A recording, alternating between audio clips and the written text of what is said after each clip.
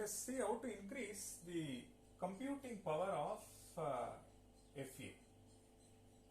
So, how to increase the computing power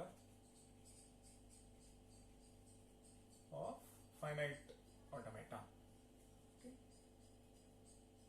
So, remember, a finite automaton has got an input tape wherein each cell contains a symbol and there is a read control or a CPU using which one can read a symbol and move exactly one cell right, and we also use states. With that we remember what is that we have seen so far and so on. Some partial computation can be remembered via states. So what is allowed? Read is allowed. On reading a symbol, we cannot perform write operation on the input tape. So no write operation on the input tape. And similarly, when we read a symbol, not just on this, somewhere else also one cannot write. So no write operation on, say, something called auxiliary tape. Okay. And the other thing is the movement is only write. So it is always right movement, and that too one cell. So no left movement. So the read control can only move exactly one cell right, never it can move a cell right, a left. So now the question is this: these are all the these are all the things that limits the computing power of the finite automaton. Now one may ask, can I allow left movement? With that, can I increase the computing power? On reading a symbol and in some auxiliary tape or some additional tape, I write some information about the symbol that I have read. With that, can I increase the computing power? And suppose I am allowed to write on the input tape. So you read a symbol and then you write something on the tape in place of the symbol read. So will that increase the computing power? And so this is how one should analyze the model, fix the model, and what is that the model allows you to perform and what is that the model does not allow us to perform. And things that are not possible with the mission, probably if we allow some of these features, we get a different model altogether. Probably that will increase the computing power of this mission. So having motivated from this perspective, what we will do is, let's consider finite automaton plus this auxiliary memory or tape. Okay. So this auxiliary memory, it is also referred to as push down store. It is a memory where you store some information, or it is also known as stack. It's a memory where you remember some information. This is one part. And another variant is, suppose you allow FA along with write operation. Okay, so this is one variant. This is another variant. Now the third variant is FA plus left movement. Now we can see, when I say left movement, along with right, you are also allowing this, which means FA can move both left and right. And if these additional additional features are given. Now what is the computing power of this? What is the computing power of this? What is the computing power of this? All that one can analyze.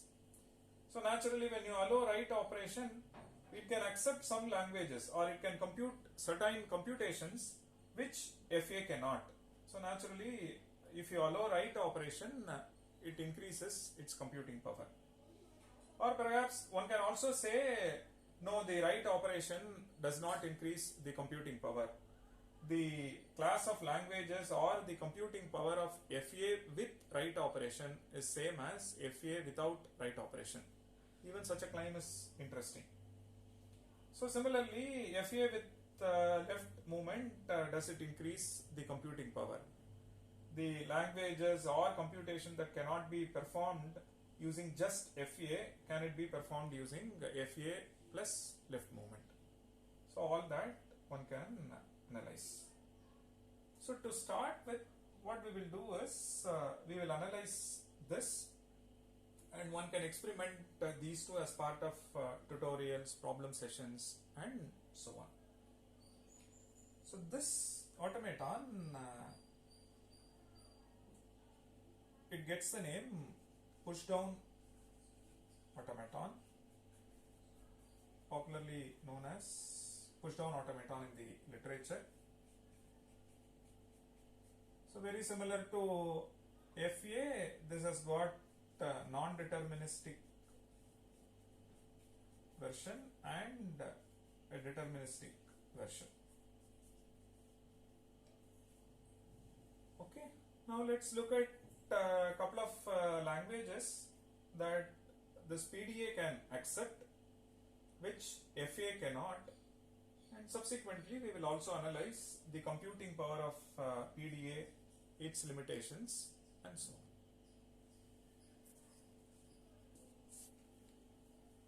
So we shall discuss push down automaton in detail. It has got an input tape. Very similar to FA, it can only store a symbol and there is a read control or a CPU.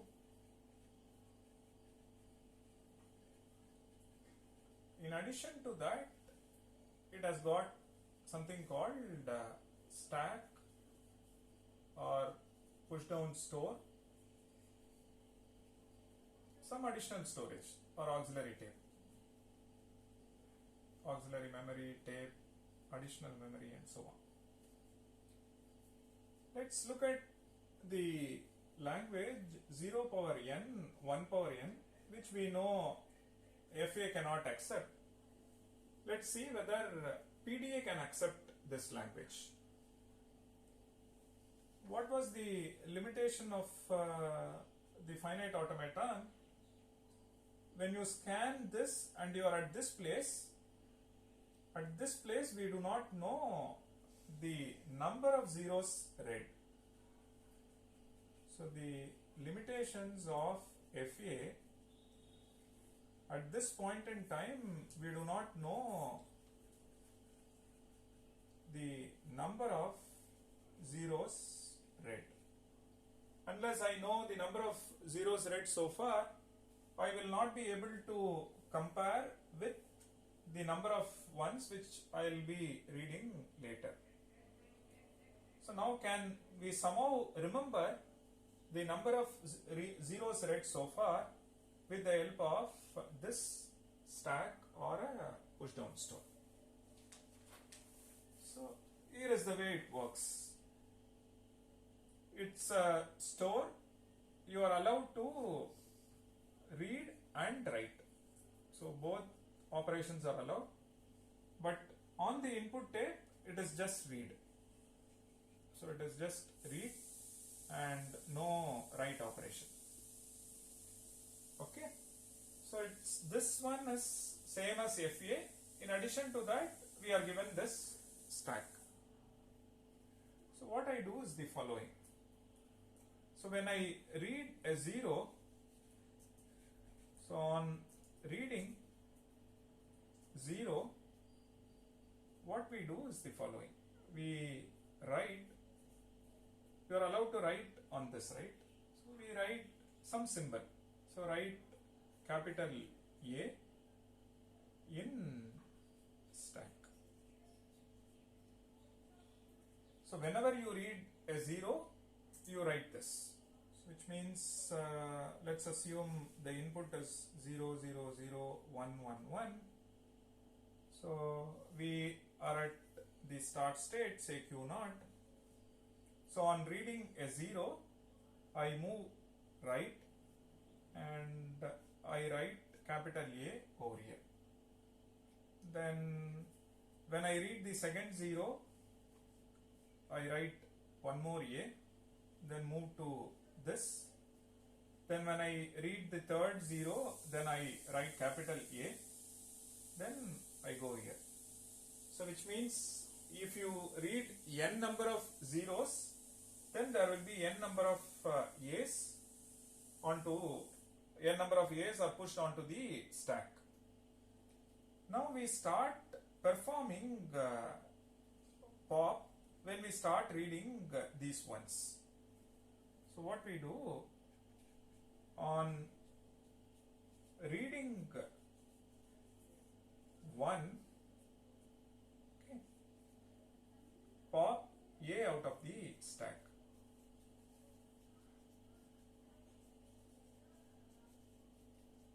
So write A is push A onto the stack, and when you on reading 1, you pop A out of the stack. So which means when you read this 1, what we do, we pop this. When you read this, we pop this.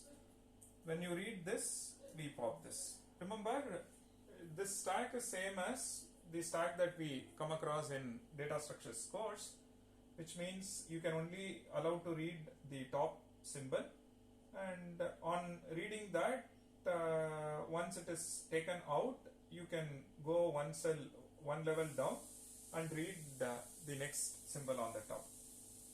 So the idea is this: when we read zeros, push A; when we read ones, pop A.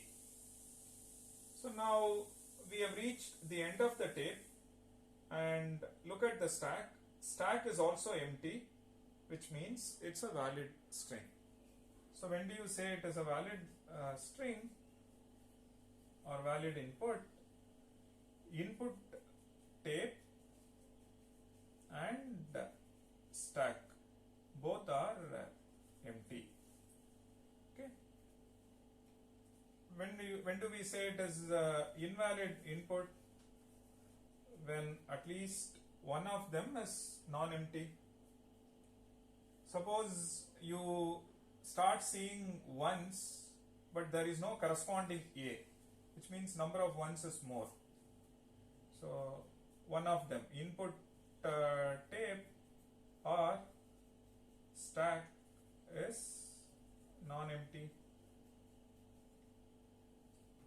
Look at the case where the input is say 4 zeros followed by 3 ones.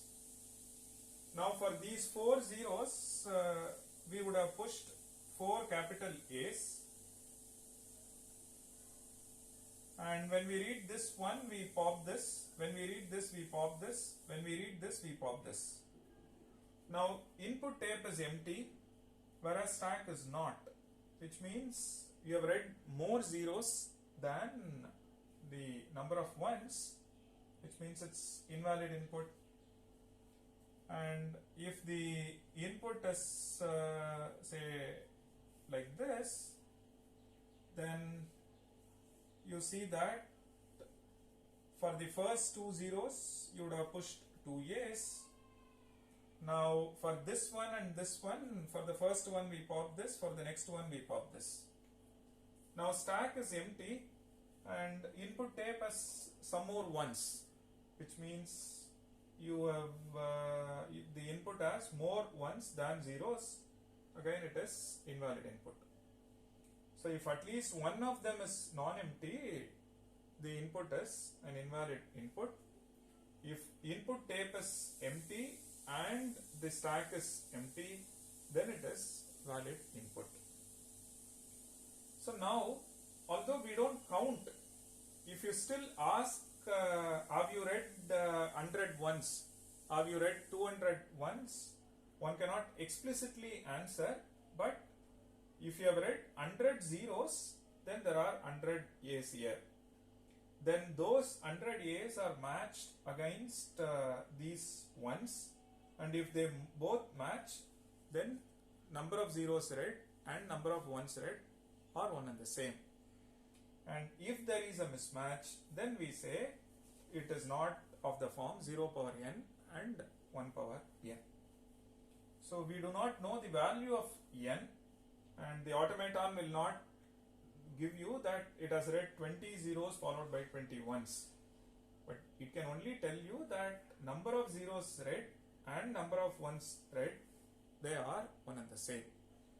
Okay, if it is accepted by the automaton, if it is rejected by the automaton, then we know the input is not of the form 0 power n and 1 power n. Okay, so having given this framework, now let's see how to write this formally as a transition function or a transition diagram, and can we come up with a grammar which precisely accepts this language. All that we shall discuss next.